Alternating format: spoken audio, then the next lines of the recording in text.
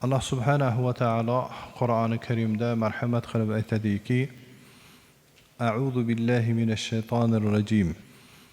Lan tanalul birra hatta tunfiqu mimma tuhibbun. Bu oyati karimada Allah subhanahu va taolo marhamat qilib aytadiki: yaxshi ko'rgan narsalaringdan infoq ihson qilmagunlaringcha hargiz yaxshilikka, ya'ni jannatga erisha olmaysizlar deydi.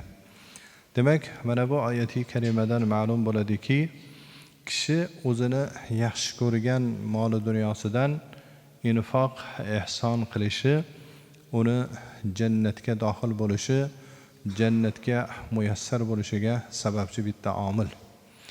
Chunki Alloh subhanahu va taolo bu oyati karimada o'zlaring yaxshi ko'rgan narsalaringdan infoq ihson qilmagunlaringcha hargiz jannatga erisha olmaysizlar deyapti. Demak, mo'min kishi mana shu oyati karimani esidan chiqarib qo'ymasligi kerak.